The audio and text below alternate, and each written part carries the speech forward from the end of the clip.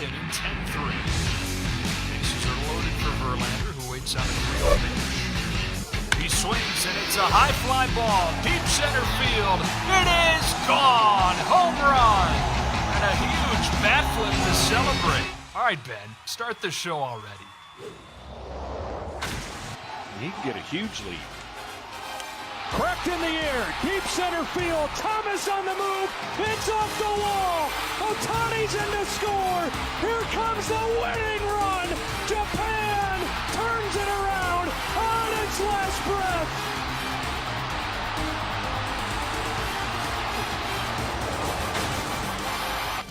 What a game, what a moment. Welcome into the Flippin Bats Now post-game show. I'm Ben Verlander, joined by Alex Curry. What a game here tonight. Team Japan wins. Murakami with the walk-off. I just talked to him. I talked to Lars Nootbaar. This is going to be one of the best shows ever. The energy in here, the passion. Team Japan is off to the World Baseball Classic Championship after one of the greatest games we have seen in this tournament for sure. We got it all tonight. We got the back and forth battle on the field, Mexico, Japan. We had the fans going crazy in here. The energy was absolutely insane.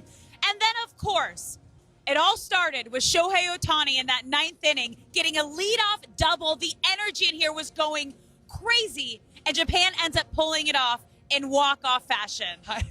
I don't even know where to begin, Alex. I mean, we're show prepping down right here, right outside of the tunnel. We see the inning start like that. I see the ball go in the air into the gap, and we just start sprinting down the tunnel and straight onto the field. And the first person I see is Lars Nootbaar, and we just start screaming and jumping up and down. We'll show that in a little while. We'll show my interview with Murakami. What a game! What a game! I haven't even really settled down yet. I was on edge. To take it in. I mean, just an incredible baseball game. And the way it started with the 3-run homer from Yoshida down the line when nobody knew if it was going to stay fair or not. And then for them to be down that run going into the last inning. And you knew it was going to be, at minimum, you knew it was going to be drama, right? Yeah. Shohei Ohtani, Yoshida, and Murakami all coming up. And then Shohei leads off with that double. And you never ever see that energy like we saw. He threw off his helmet, sprinted to second, and then was screaming on the screaming on second base, going nuts. It was so cool to see, followed by a walk, followed by the Murakami walk-off. I mean, it was just such an incredible moment. If you're watching here, you see this was a great at-bat from Shohei. Pulls the ball in the gap with his wheels. There was no doubt he was getting to second base. And this is where you're going to see the energy. I've never seen this from Shohei. I mean, that was wild. He's yelling on second base. And then the inning transpired the way it did. What a night. What a game. One of the best games for sure that I've seen. But it was Murakami, the hero of this game, who ends up getting the walk-off hit. And we didn't know if they were both going to go home, but they sent both runners home. The entire Team Japan was waiting for them at home plate, going crazy. What has Murakami meant to this team in Japan throughout this tournament? Well, look, Murakami broke the all-time home run record for a single season last year. That's how good he is. He had been struggling a little bit in this tournament up until the last game. And after I saw those swings, that's why I picked him to be my player of the game tonight, just because he broke out and to see his swing tonight, to see what it meant. I also talked to him and literally asked him, Alex, was this the best hit of your career? To hear his answer there. He means everything to this team. He might not be the most well-known name in the lineup yet, but he will be soon, and he's certainly one of the best hitters all around on this entire team. And to finally see him hitting like he's able to hit is truly incredible. So this was a really special moment after the game. The walk-off, obviously. The emotion. I was talking to him. He was literally brushing his hair, and the sweat kept getting in my face. But let's toss it to that now. Let's hear from Murakami here. Congratulations. I'm here with the hero of the night, Murakami. Just walk me through that last at-bat and what was going through your mind. チームメイトが、何度も、ダメな僕のところを、助けてくれたんで、なんとか僕が助けようという思いで、はい、打席立ちました。Just get something to hit, you know. I haven't been at my best during the tournament, you know. My teammates have been picking me up, you know, all along this tournament. So just wanted to go in there and get a good swing and feel I was able to do that tonight. Last one for you before you go in and celebrate. Is that the biggest hit of your life?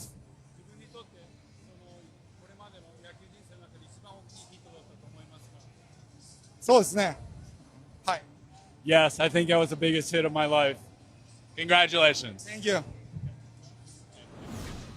This man broke the home run record in the MPB last year, and without hesitation, yes, the biggest hit of my life. Ah, so cool. Every single player on every single team playing in the WBC right now, when asked about a big play, a big hit, a game-changing home run, have all said that this has been the coolest and best moment of their professional careers. If that doesn't put it into perspective of how incredible the WBC has been, not only for the players, but the fans, but the baseball world, this was the icing on the cake here in the second semifinal game. Absolutely. I mean, how can you top what, as a fan of the game of baseball? I mean, the way the game started, great pitching, which we'll talk about in a little while. Then a clutch hit that gets them back in the game. Then the back and forth, and then the way it ended. Absolutely. What a game. What a moment for everybody involved. Well, let's talk about Lars Nootbaar right now, because he has stolen the hearts of Japanese fans. We actually got to talk to him in the dugout before the game, and he was just explaining what this whole experience has been like for him. And he said it's hard to put into words, especially being over in Japan. They were almost treated like the Beatles. Fans, like tens of thousands of fans waiting just to see their bus arrive at the stadium, go to the airport, and then to come here. And their first game in the United States, to have a moment like this, you could see it when you guys embraced right after the game when you saw him. Alex, I'm going to be honest. That was a moment I will never forget in my entire life. Sprinting down the tunnel, sprinting out onto the field, just the first person I see is Lars Nootbaar, who I've become friends with. Had him on the show just a couple of weeks ago, and then his life has totally transformed and led him to this moment. Yeah. To this moment on the field, and then we see each other and just embrace. And then I talked to him, and it was the first interview after the game. So what a moment for me. What a special time for Lars, and you can hear it in his voice. You can certainly see it. So let's check that out now.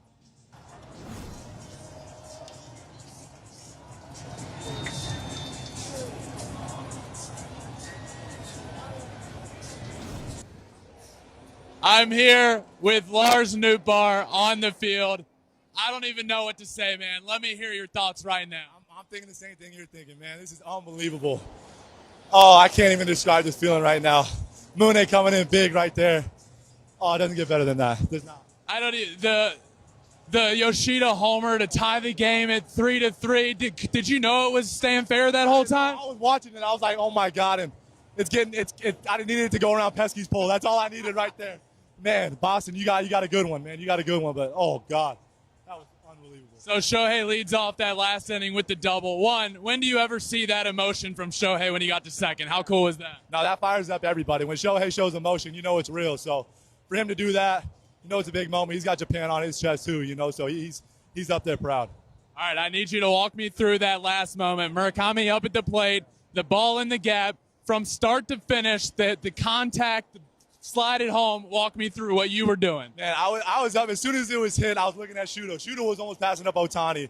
The whole bench was coming over. I was like, dude, we might get like a flag or a penalty or something like that for too many men on the field. It was unbelievable. As soon as I almost caught the ball. I don't know if you saw that. I literally almost caught the ball because I was so excited. I was out here already.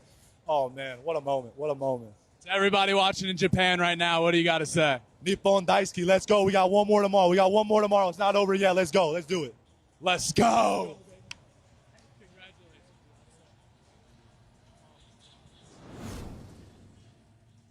This man is having the time of his life, Alex. The absolute time of his life. Hearing him explain that, talk about it, so cool. What I took from that is Lars saying, when you see Ohtani show emotion, you know it's real. And that was some of the biggest emotion we've ever seen from Shohei Ohtani in his professional career here in the United States. So special. The championship game is set. We got Team USA taking on Team Japan. We're going to break that down in just a moment, but we got to talk about the other team out there tonight.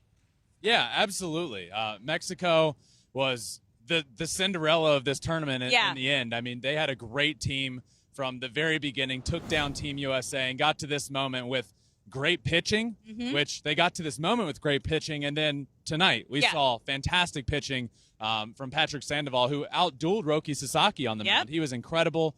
The lineup was really good. Randy Arozarena has just become the legend of Randy Arozarena that was already there from what he did in the playoffs.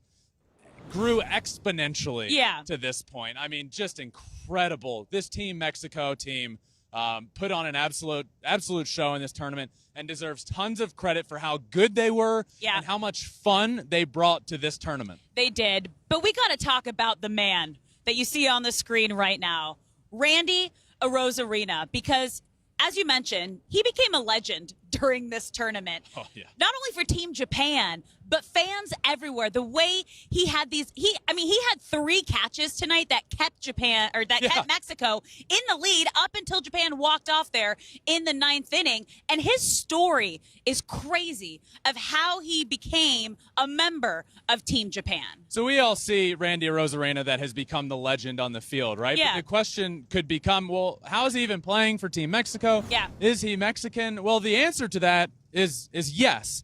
But the story is a lot deeper than that, and it's an incredible story that I want to share with absolutely everybody listening, because you need to hear this. And it's a series of tweets that I want to read to you, and it starts with this. Randy Arozarena has been Team Mexico's best player, but last year he wasn't even Mexican. Here's how he convinced the president of Mexico to make him a player on this team. Randy Arozarena is from Cuba and reached the highest level of Cuban baseball at 19 years old. His first season, he was paid $4 a month. In his second season, he made $38 a month. Apparently, this was a higher salary than his mother was making. Whoa. In his second pro season, his team earned a chance to go to Puerto Rico to play in the Caribbean Series. Despite being some of the team's best hitters, Arozarena was blocked from going because country officials feared that he would try and defect from the country. Yep. Being blocked from playing, along with the recent death of his father, left his family with very little money. And upon arrival, Arozarena tried out for the Tijuana Toros, where he had so little money he had to share cleats and batting gloves with other prospects during the workouts. Insane. And it goes on to say, after 2 years playing in Mexico, Arozarena signed a $1.25 million contract with the St. Louis Cardinals. By 2020, he was breaking out in the playoffs and in the World Series, and ever since, he hasn't looked back. He talked to the president of Mexico and begged to get his citizenship so that he could play in this World Baseball Classic. He said, "I only ask a favor. Give me nationality. Do me that favor to represent Mexico in the World Baseball Classic. It's all I want." That's emotional. That's so incredible. And that ended up happening. He gained his citizenship, and here he is playing in this tournament. So special. And he has been the star of Team Mexico. He has been probably the coolest player that we have seen on this field. His swag, his cowboy boots and his sombrero. He's literally shagging balls during BP in the boots and sombrero, signing autographs for fans during the game, before the game. Everybody has fallen in love with Randy. I have to say that the robbery in left field was one of the cooler moments I've seen, because he jumped, he caught the ball, and then he just stood there. I didn't actually know if he caught it in that moment. Nobody. But the only reason we knew, Alex, is because the nightclub in the outfield was going insane. Yeah. And he had the ball in his glove, just standing there like this. Randy Arozarena is a legend, and his story just makes it even better. That was incredible. Yeah. I mean, you got to tip your hats to Team Mexico. They held on. They got the lead right off the top, and they held on all the way until the 9th inning. What a fight from Team Mexico, but it's Team Japan moving on to the championship game and taking on Team USA. This is the matchup we have all been dreaming of. We're going to have Mike Trout leading Team USA and Shohei Ohtani leading Team Japan going head-to-head for the very first time in their professional careers. I can't wait for that moment. Team Japan back to the finals for the third time in World Baseball Classic history. Third appearance and 5 World Baseball Classics. Yeah. They are 2-0 in the finals. But this matchup, the biggest tournament yet, the biggest WBC, and the biggest matchup, Team Japan, who's been the most complete team this entire tournament, against Team USA. I can't wait. Yes, Shohei and Mike Trout on the field, Mike Trout being one of the greatest of all time. And then you hear, okay, well, they might not face each other because Shohei's done starting. And then we hear that Shohei Ohtani said he might pitch in relief in this tournament. The storylines are writing themselves in this game. We could talk about everything. The storylines are written, they're in place, and tomorrow we get to watch them unfold. What can we expect to see tomorrow? Team USA taking on Team Japan, the two best teams in this tournament. What do we got? Look, it's going to start in the crowd. The place is going to be nuts, a complete sellout. And what we can expect is, I heard Yu Darvish is starting for Team Japan, is what I heard. I don't know if that's official anywhere, but Darvish pitching. Shohei said he's willing to pitch. I haven't seen yet who's pitching for the United States, but you know what I'm expecting? Yeah. I'm expecting some offense in that game. I'm a huge fan of Yu Darvish. But obviously, he's going up against the greatest lineup that he'll have ever gone against. Mm-hmm. I do believe he can pitch well, but pitching well against this Team USA lineup is still giving up a few runs. And I expect Team Japan to put up a few runs as well. Look, they did what is almost the impossible, flying across the world, about as far of a flight as you can possibly do, and then win the game. Yeah. And we saw it take a little while, right? It took half the game for them to come alive and the bats to come alive. This will be the 4th WBC meeting between USA and Japan. USA won the first one, the first one was USA 4-3 in 2006. Japan won the second one in 2009, 9-4, and in 2017, the year USA won it, they won 2-1. These games are all close. They're all action-packed. We can expect another close game between the two best teams in this tournament. I'm so excited. But the semifinals have wrapped up. Let's take a look back at the top 3 moment from the semifinal games, starting with America's shortstop, Trey Turner's multi-home run game yesterday. I don't even know how to pick 3 from these. It was only 2 games, and I'm picking 3. First up, let's start with Trey Turner's 2-homer game. Yes, the first at bat after his grand slam that was so huge, hits the 2 homers, insane. That was a huge moment for him, a huge moment for the United States. And, man, he broke all these records. The most home runs for a Team United States player in World Baseball Classic history. 4+ RBIs in 2 consecutive games. The most ever besides his hitting coach, Ken Griffey Jr. What a moment for Trey. All right, number 2, WBC, Randy Arozarena and his crazy catch. Look, I'm going to be honest with you. It's going to be difficult to knock this out of the 1 spot, but it just recently happened. Yeah. Randy Arozarena's catch that we talked about, robbing the home run in a huge situation in front of the nightclub out there at the Marlins Stadium. Electric, him standing there just staring. Randy Arozarena became an absolute legend in this tournament, and this just added on to that. And finally, last but definitely not least, the number 1 moment from the semifinals, Japan's walk-off win in the 9th inning. This is the moment of the tournament so far. This was incredible. They were down and out.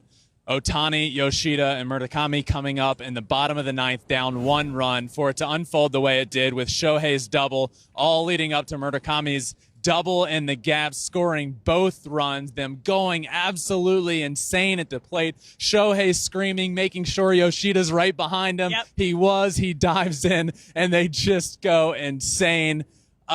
What a moment, the moment of the tournament. Congratulations to Team Japan for advancing to the finals for the 3rd time in the WBC history. This is crazy. Team USA, led by Mike Trout, Team Japan, led by Shohei Ohtani, It's going down tomorrow, the championship game of the WBC. Alex, what a day it was here today. I mean, we got here for batting practice. I was able to catch up with Kuriyama, the manager, who I got pretty close with when I went over to Japan, and hearing him talk about, one thing he said to me when I was in Japan is, I'll see you in the United States, because I just found out he was the manager of the WBC for Team Japan at the time. And he said, I'll see you in the United States. And we saw each other today, and we gave each other the biggest hug. That it was incredible. Here's a tweet I had from earlier this WBC. Kuriyama is the reason Shohei Ohtani is a two-way player today. He was his former manager in Japan and now managing him again for the WBC. And he's one of the most incredible human beings. He came out to talk to the media, saw me, his face lit up, and we just embraced. So cool. We talked to Shohei Ohtani in the dugout, Alex, which was so cool for us. You covered him for a few years, right? I did, and I haven't seen him in a year, and just to see his face light up, the smile, he came over, he gave both of us a huge hug in the dugout after batting practice. I miss him. I miss my Angels family, but I miss Shohei Ohtani. I'm excited to see Mike Trout again tomorrow. It's one big Angels happy family here. And then the last one in the dugout during BP, Lars Nootbaar.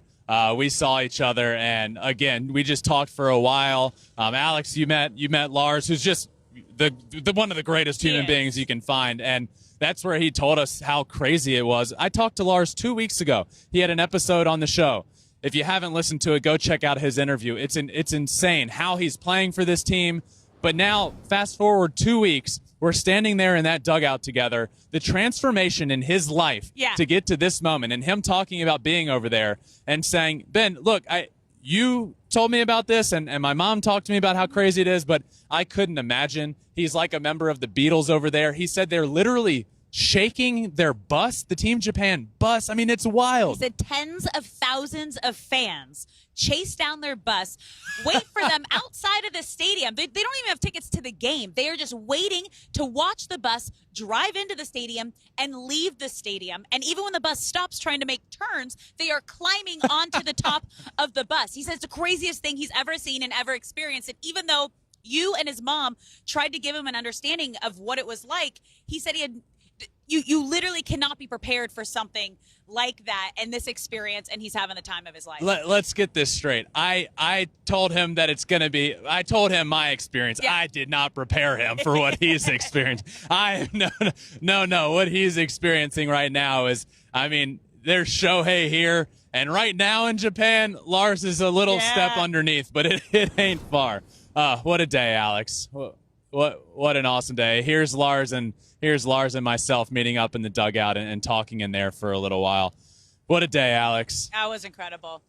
Let's do it again tomorrow. Let's do it again tomorrow. The matchup we have all been waiting for. Team USA and Team Japan getting ready to duke it out for the World Baseball Classic Championship in what has been the best and greatest WBC yet by far. Thank you all for listening. Alex and I will be back tomorrow pregame ahead of the World Baseball Classic Championship. We will be live before that game around 6:20 p.m. Eastern Time. We will also be live immediately postgame. We'll have a postgame show. We'll have players we're probably going to talk to. We'll be up there in the commotion no matter who wins. So what a blast that's going to be. Thank you all for listening. Make sure you subscribe to Flippin Bats podcast wherever you listen, Apple or Spotify. Also, we're on all social media, Twitter, Instagram, Facebook, TikTok, and you can follow and watch every single episode on YouTube as well at Flippin Bats Pod for all of them. But for tonight, the final semifinal game is complete. This has been another Flippin Bats Now post-game episode. Thank you all for listening. What a night, and we will see you all tomorrow. Peace. Murakami!